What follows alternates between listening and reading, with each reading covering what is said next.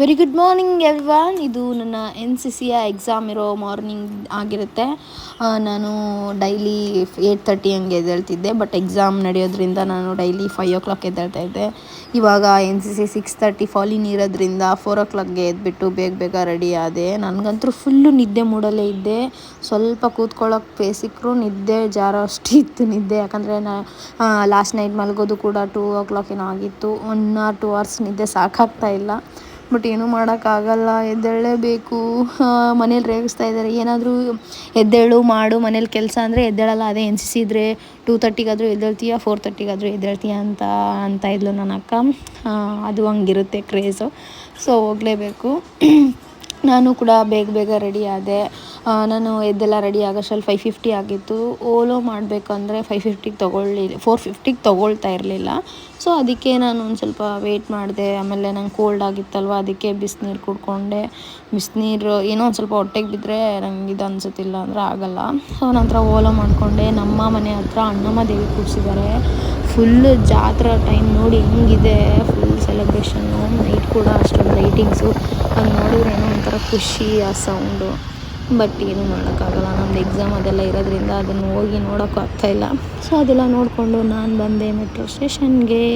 ಅವಾಗ ತಾನೇ metro start ಆಗಿತ್ತು. ಮೆಟ್ರೋ ಸ್ಟೇಷನಲ್ಲಿ ಯಾರೂ ಇರಲಿಲ್ಲ, ನಾನು ಒಬ್ಬಳೇ ಇದ್ದೆ. ಇನ್ನೊಬ್ಬರು ಯಾರೋ ಆಂಟಿ ಇದ್ದರು. ಅದೆಲ್ಲ ನೋಡ್ಕೊಂಡು ಬಂದೆ. ಓದ್ತಾ ಇದ್ದೆ ಹಂಗೆ.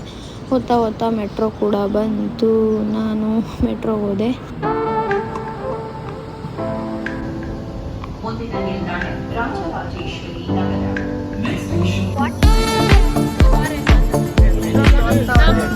ಇವಾಗ ನಮಗೆ ಎಕ್ಸಾಮ್ ಇದೆ, ಏನು ಓದಿಲ್ಲ, ಎಲ್ಲ ಮಾಡಿ ಬರೆಯೋದು.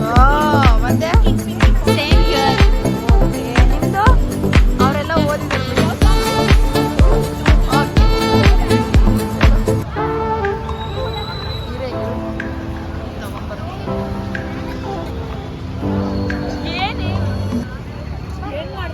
ಎಕ್ಸಾಮ್ ಎಲ್ಲ ಮುಗಿಸ್ಕೊಂಡು ನಾನು ಹೊರಟೆ ನಮ್ಮ ಮನೆ ಕಡೆ. ಬೇಗ ಹೊರಟೆ. ಸ್ವಲ್ಪ ಖುಷಿ, ಸ್ವಲ್ಪ ದುಃಖದಲ್ಲೇ ಮನೆಗೆ ಹೋದೆ. ಬೇಗ ಹೊರಟೆ, ಯಾಕಂದರೆ ನಾನು ಇವತ್ತು ಹೋಗ್ಬೇಕಿರೋದು ನಮ್ಮ ಊರಿಗೆ. ಊರಂದರೆ ಗೊತ್ತಲ್ವ ಎಷ್ಟು ಕ್ರೇಜ್ ಇರುತ್ತೆ. ಸೊ ಬೇಗ ಅಕ್ಕ ಲಗೇಜ್ ಎಲ್ಲ ಪ್ಯಾಕ್ ಮಾಡಿದ್ಲು. ನಾವು ಓಲೋ ಮಾಡಿಕೊಂಡು ಮೆಟ್ರೋ ಕಡೆ ಹೊರಟ್ವಿ. ಯಾರಿಗೆ ಹೇಳಿ ಅಂದರೆ ಬೆಂಗಳೂರಿಗೆ ಬೇರೆ ಊರಿಂದ ಕೆಲಸಕ್ಕಂತನೋ ಆಗಿರ್ಬೋದು, ಓದೋ ಸ್ಟಡಿಗೋಸ್ಕರ ಅಂತಲೇ ಬಂದಿರ್ತಾರೆ.